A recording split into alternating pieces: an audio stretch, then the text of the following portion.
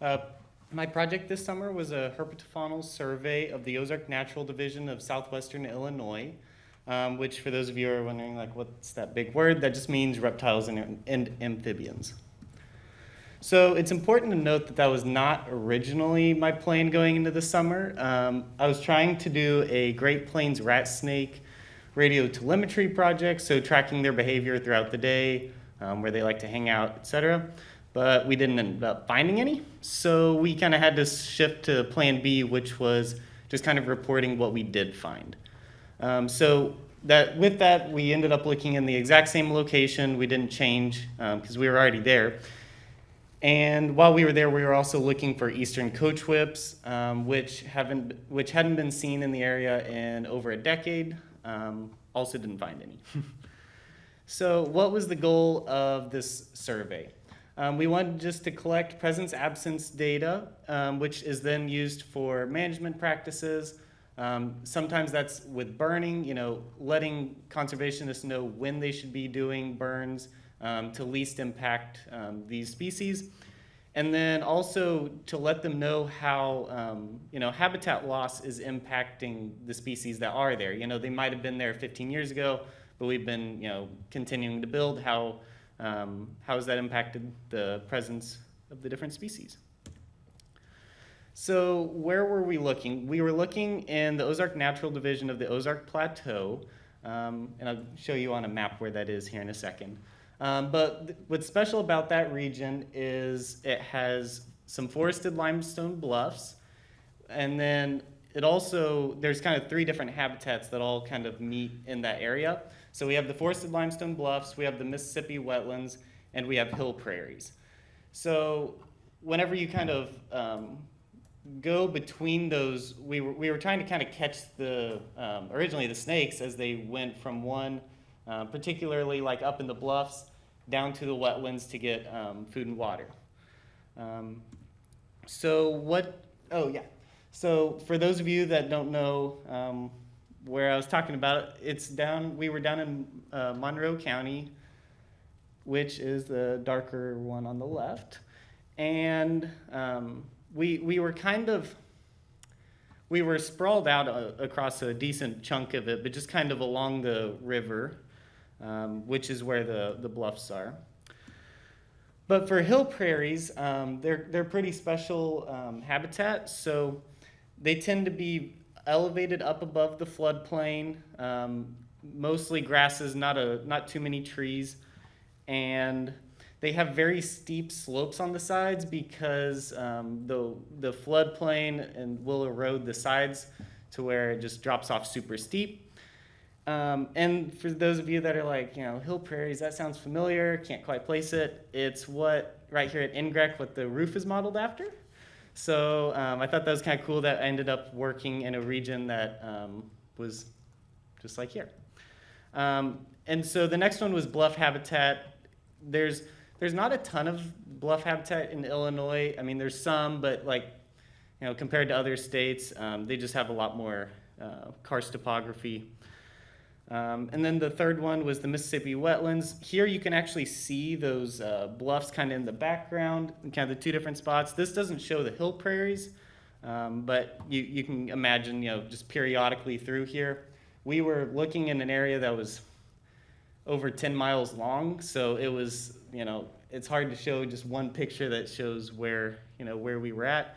And then also due to us working with state threatened and state endangered species, we can't give out the names or point to on a map this is where we are, just to protect those species.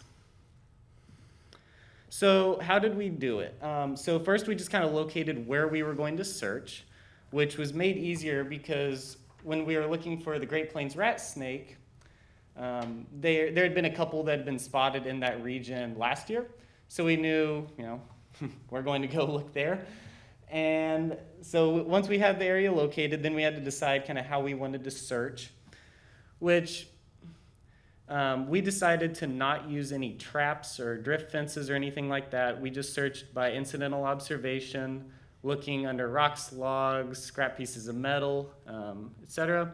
And then we just compiled that species list and compared it with kind of what had been found in the area previously into other studies. So there's just a couple examples. First one just shows how how forested and everything the area could be. And then down in the bottom middle, that is just the start of a slope that'll run all the way up into some bluffs. But by patrolling that road, you can really see whenever the snakes are coming down and trying to cross, because to the left there would be more like wetlands type habitat. And then the top right's just a big piece of metal we found. It seems weird that you could just find big pieces of metal, but they really aren't that hard to find. But that one in particular, the first time we checked under it, there were 3 snakes. So these types of, just that metal, the snakes in particular really liked it, just being ectotherms. They like to use it to control their heat for just temperature regulation. So what did we find? We found 9 species of reptiles, 6 species of amphibians. We found 3 state-threatened species. One of those actually wasn't a reptile or amphibian, but we still took pictures of it and documented it. And then we had a new county record for Monroe County, and for the worm snake that I'm about to get to. And then we were able to confirm the presence of green tree frogs. So green tree frogs are normally found only in the real extreme, like the more southern regions of Illinois. But recently they've been kind of expanding their range, moving out farther and farther. And there had been reports of them being found in the area before, but we were able to hear them calling, so that was promising. So of the reptiles, kind of the more notable ones, first is, I'll go actually to the bottom to the timber rattlesnake. That's one of the state threatened species.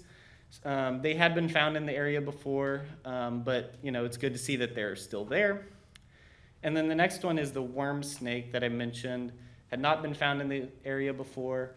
And even though it's a fairly common species, it's good to know, which species are moving in and out of the area. So for amphibians, there's 6 species here. The bottom 4 we just identified through their calls, but then the top 2 we physically saw. And the eastern narrowmouth toad, that is one of the state threatened species. So that's one of the ones we saw. We saw, I believe there's 3 of them. And they're super common over in Missouri, but over here you don't see them very often, so that was a pretty cool find. They have a, I love this little fact about them. They're just a cool little frog because right behind their eyes they have some extra skin, and whenever they eat they'll pull the skin over their eyes and then just use their tongue to eat. So I don't know, I think it's really cool. So for green tree frogs, I kind of mentioned they've been expanding out. That was the last of the real notable amphibians that we found. And then here's the guy that I said wasn't a reptile or amphibian, but it was like, oh, that's a pretty cool find. So that's the striped bark scorpion. We found, I believe, 5 of these. So even though they're a state-threatened species, we were finding quite a few of them. And for those of you not particularly familiar with scorpions, as I was 2 months ago, they like to hang on the bottom side of rocks. So you'll go to pick up a rock and it'll be like under it. It'll scare you whenever you go to pick up the rock, but they don't send you to the hospital or anything if you get stung. So your life's not in danger. So we found those 15 species, but what were we expecting to find? So here's a list of some of the ones that we were in particular really expecting to find. Top of the list is the Great Plains rat snake that we initially set out to find. And then next was the eastern coach whip, was another one of those ones that we'd really been focusing on. And by focusing, I just mean that in particular we were trying to look at, whenever you're looking for a larger snake, you're not going to look under a rock that's the size of your fist. You're going to be looking under larger places or larger cracks and things. And then like the flathead snake, those tend to like drier, rockier areas. So we looked in a couple areas specifically for those. Once again, didn't find any. And then the last couple, the eastern fence lizard and the eastern box turtle, they're very common species, but I honestly think that we just didn't stumble into those because we were primarily searching for the snakes and just didn't happen to bump into them. But the fact that we didn't see them, you know, in our process, you know, kind of shows that there weren't just a ton of them, or else, you know, you would run into them. So kind of the main conclusions for this is that there's many state-threatened, state-endangered species that we didn't find. You know, the eastern coach whip, that's really concerning that it hasn't been found over a decade. We went out looking, you know, as with it being one of the main areas of, you know, that we were targeting, still didn't find it. And then, you know, it's always important to remember that, especially with this type of survey, they need to be conducted regularly throughout time. Because if we just say, okay, these species were here in 2021, but you're in 2028, it's like, well, that was, you know, 7 years ago. Like that, how does that help us? So you need to be making sure that you're doing these types of surveys throughout time to see which species are entering, leaving, etc. So the last thing is that additional habitat is essential. I mean, most of you guys realize that and talked about in some of the other presentations, but like for example, the hill prairies, over half of the hill prairies in Illinois are less than 1 acre in size, and almost all of them are less than 5 acres in size. So there's not very much of these types of habitats. So whenever you do, you know, whenever you have that habitat, you need to make sure that you're preserving and taking care of it, because there just isn't very much of like that in the, well, all 3 of those habitats really. So. Had lots of helpers along the way. I see a couple here today. Thank you. And with that, I'll move on to questions if anyone has any.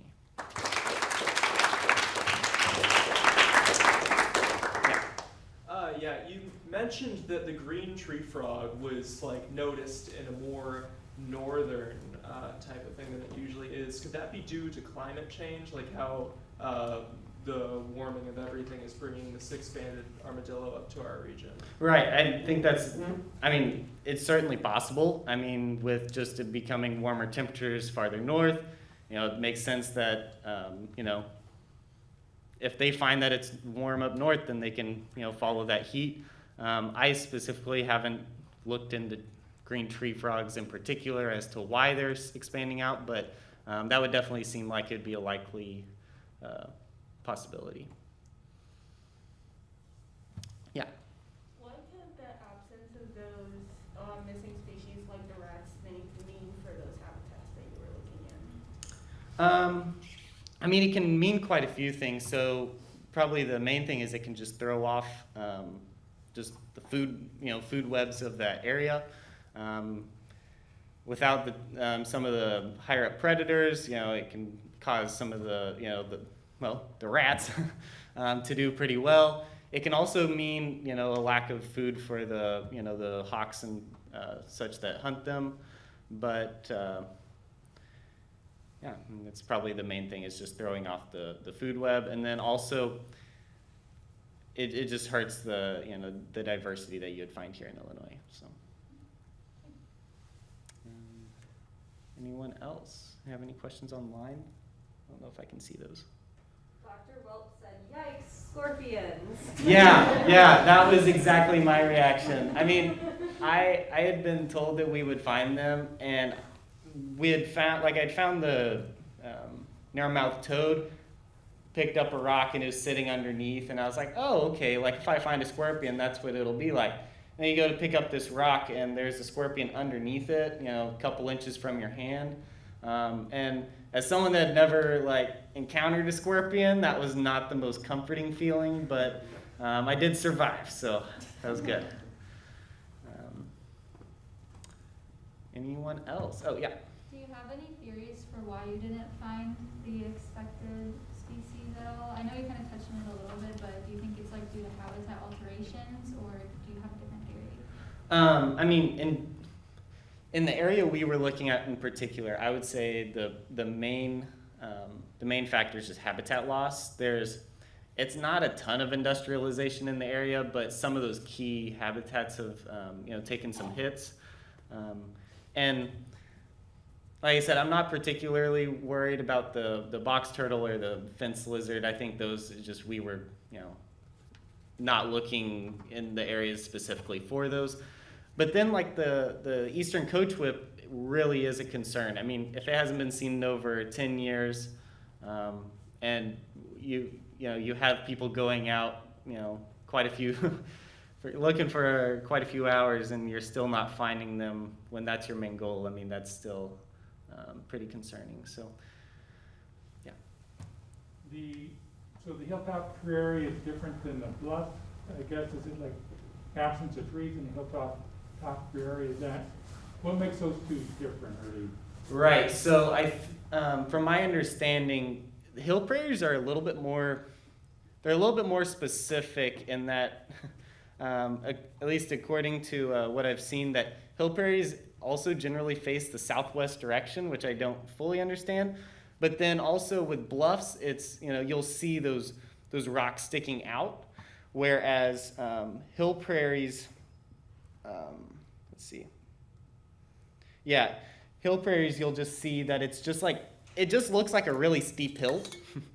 You don't necessarily see those, you know, limestone bluffs protruding from the soil. So is the absence of trees maybe, is it drier? I don't know why there's not many trees on the hill prairies. I really don't know. I don't know if it's like less, you know, topsoil that the roots can't go as deep in, or what the cause of that is. I really don't have a great one for you. So typically these prairies, they're really xeric, they're really dry habitats because they're southwest facing as well. Historically, that sort of precludes development of tree species that require more water. Gotcha, You that see, makes sense. Forests sort of encroaching on a lot of these type of areas over time. Anyways. Yeah, thank you. An interesting thing, because you mentioned, oh, I'm sorry, Jessica, but I was going to say that you mentioned a green roof, and we were up here doing some work years ago, but the southwest, this part right here that faces southwest was different than the other side. Right, and in general, they say, like, if you look on like the IDNR's website about like what is a hill prairie, it'll say specifically it's a southwest facing, like it's on the southwest side, and I'm not sure what's necessarily so special about it, but it's definitely something that ends up having unique characteristics from the area around it. It also helps limit the size. Yeah. So, I mean, unfortunately, many times internships lie in a time that like maybe isn't conducive to the species that they're identifying. Did you guys take into consideration that perhaps you didn't see many of the box turtles or species of snakes because they tend to be more active in? Yes, thank you for that. So the Great Plains rat snake in particular is more active in May and in like kind of around September. And so, you know, being here in June and July, it's hotter than most reptiles like it. So in general, there's not much activity during these hot months. And we weren't able to start for the first couple days in May, kind of on the end of that season, because we were waiting on transmitters to come in. So it really ended up being a really bad time to end up looking for some of these larger snakes, which also could be a reason that we didn't find them, and you know, another possibility for why we did not see them. Yeah.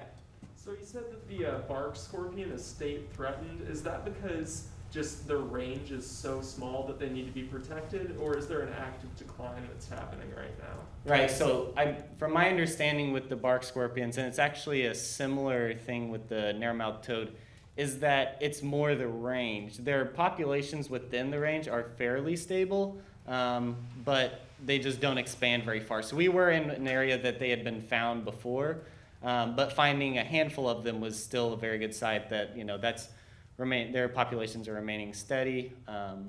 Yeah. Just one thing to keep in mind about this is probably one of the smallest natural divisions in Illinois. It's just covering a couple of counties. There's just not a lot of Ozark plateau habitat, especially in this kind of karst topography. And so a lot of these species that they were finding, narrow-mouthed toads, the timber rattlesnake and things, they're much more common, Great Plains rat snakes, they're common elsewhere in Missouri, but they're rare here just because we don't have a lot of that habitat. So they're listed as endangered, but if you look at it throughout their range, they probably aren't having problems. Right. Thank you. Any others? Megan Johnston has a question, and she asked, at what point do you consider an animal to be extinct from a certain area specifically? I don't actually know. I'm sure there's a couple people in this room that probably do, but I would say that whatever the criteria is, that the eastern coachwhoop has to be getting close after not being seen for as long as it has been. But I don't actually know. The last one, documented one was collected in the 1970s. It's actually it's in our museum at SIU. I feel horrible about it. We have the last known eastern coachwhip snake from the state, and 10 years ago, someone had done a survey, and visually, they don't have a photo or anything, they saw one, but that's it for 30 years. So, yeah, if they're still present, there probably aren't very many left. Right. Do you know as far as what the actual criteria is for them to be considered officially extinct from, or not present at all from the state? Yeah, I don't know if they have a particular criteria. Gotcha. Perfect. Anyone else? Looks like I'm getting the thumbs up. Been talking for too long, so I'm going to turn it over to, I believe Mackenzie is going next.